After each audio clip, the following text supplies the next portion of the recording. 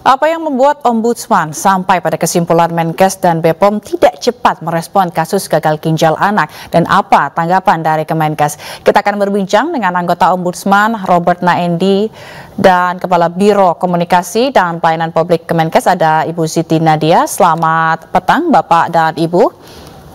Selamat sore Mbak Jila, selamat sore Bu Siti.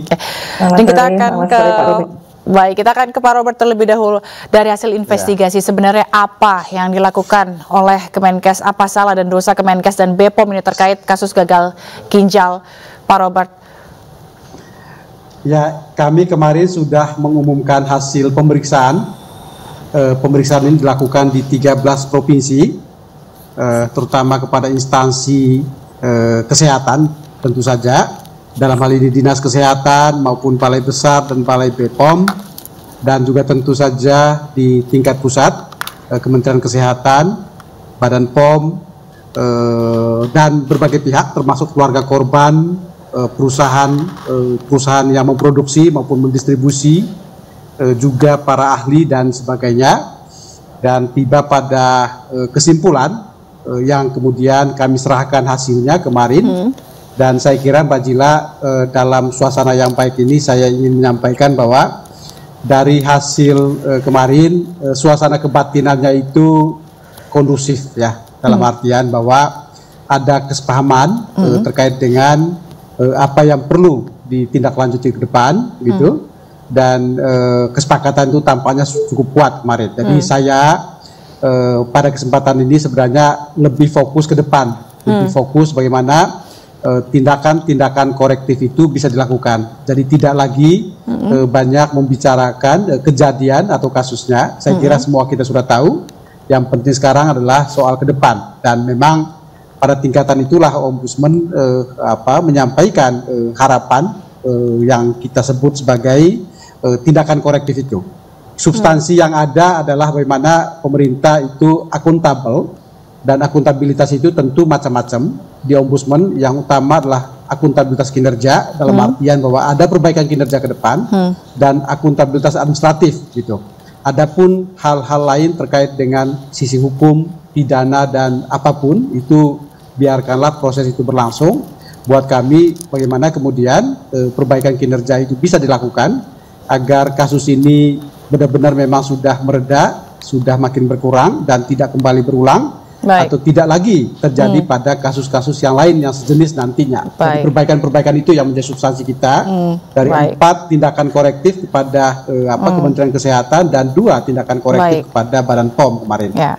Baik Pak Robert. Bu Nadia, tanggapannya dan bagaimana pada saat itu kenapa tidak mengambil keputusan KLB, Ibu?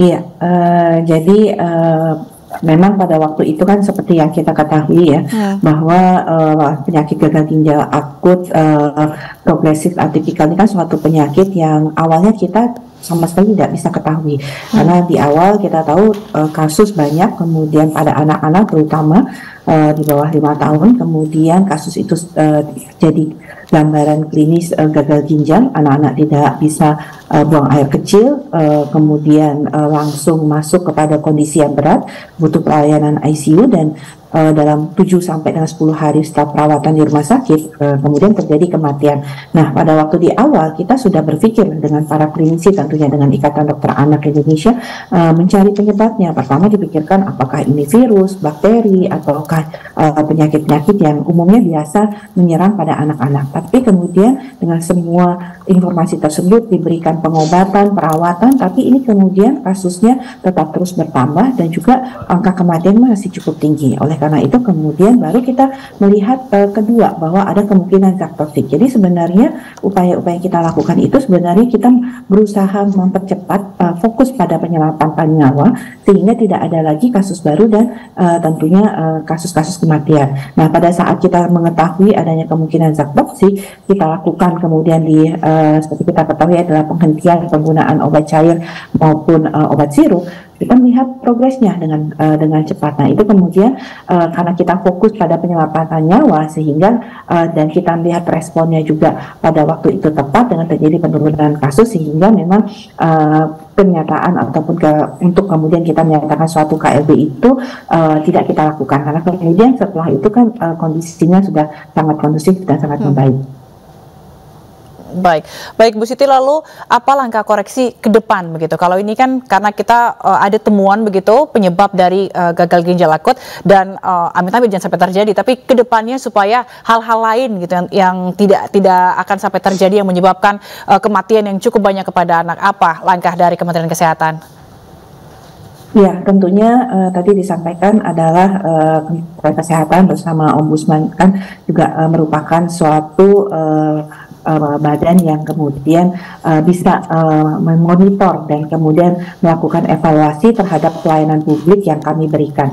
Nah, tentunya dengan masukan-masukan yang rekomendasi saat ini terjadi, ini bisa menjadi suatu corrective action daripada Kementerian Kesehatan. Karena kami juga diminta ya Pak Robert ya untuk membuat rencana tindak lanjut 30 hari ke depan ya untuk terkait rekomendasi yang diberikan. Dan tentunya kami akan melakukan ya langkah-langkah terkait dengan tindak lanjut yang diminta, tapi ini bukan hanya berhenti untuk menangani kasus-kasus gagal ginjal akut saja, tetapi kemudian ini akan menjadi suatu yang bisa kita gunakan untuk penanganan penyakit-penyakit baru lain ke depannya seperti itu. Baik, kita ke Pak Robert. Pak Robert, jika ini kan tadi Bu Siti sudah menyebutkan tindakan atau langkah-langkah korektif ke depannya supaya hal ini tidak terjadi. Namun jika 30 hari tidak ada tindakan korektif atau hasilnya nihil begitu dari Kemenkes, apa langkah selanjutnya yang akan dilakukan Ombudsman? Mbak Jila, kalau lihat suasana rapat kemarin ketika penyerahan laporan kepada Direktur Jenderal Pelayanan Kesehatan dan Inspektorat dari Badan POM, saya kok menangkap suasana kebatinannya itu begitu kondusif. Dari saya berangkat dari harapan yang baik bahwa ini akan ditindaklanjuti, dan kemarin sudah disepakati juga bahwa dalam 14 hari ke depan Ombudsman akan memantau, dan setelah 14 hari nanti kami misalnya saja tidak melihat sinyal yang baik, maka kami akan berkirim surat ke Bapak Menteri Kesehatan dan Ibu Kepala Badan POM untuk kemudian 2 minggu berikutnya, yang artinya sampai 30 hari kerja itu kembali diperhatikan apa yang menjadi poin-poin tindakan korektif yang kami sampaikan gitu. Dan tentu saja kami memahami benar bahwa 30 hari itu bukan waktu yang cukup untuk menjalankan secara tuntas semua poin itu. Bukan itu maksud Ombudsman, tetapi ada sinyal yang ditunjukkan dari perencanaan kerja, ada upaya di awal dan sebagainya, yang mungkin saja misalnya menyusun regulasi ya, atau membentuk tim surveillance data, itu tidak mungkin dalam waktu 30 hari selesai, tetapi rencana-rencana awal sudah kelihatan. Boleh jadi ini akan memakan waktu 6 bulan, akan memakan waktu 1 tahun misalnya, biarkan saja berproses, tapi progresnya itu terukur, terjaga dan bisa kita pantau, artinya ada sesuatu yang berkembang secara signifikan. Nah, biasanya Mbak Jila di Ombudsman itu kalau sampai 30 hari kami tidak menemukan tindak lanjut yang signifikan dalam artian sinyalnya tadi itu, maka sebagaimana mekanisme yang berlaku di lembaga ini, kita akan naikkan statusnya. Kalau kemarin itu adalah laporan akhir hasil pemeriksaan, maka kalau 30 hari terlewatkan tanpa ada suatu koreksi yang signifikan atau rencana yang signifikan yang kita lihat, kemudian kita naikkan menjadi rekomendasi. Dan kalau rekomendasi ini, kalau laporan akhir itu ditujukan kepada pihak terlapor, dalam hal ini adalah Pak Menteri dan Bu Kepala Badan, karena ini istilah di Ombudsman ya, maka kalau rekomendasi itu sudah ke atasan terlapor, atasannya ini berarti kepada Bapak Presiden, dan kemudian ditembuskan kepada komisi terkait di DPR. Tetapi ini mekanisme standar atau yang berlaku di Ombudsman selama ini, yang kalau dalam kasus ini saya kok rasa-rasanya yakin, percaya bahwa ini tidak akan sampai ke tahap rekomendasi, tidak akan sampai ke istana ataupun ke Senayan sana.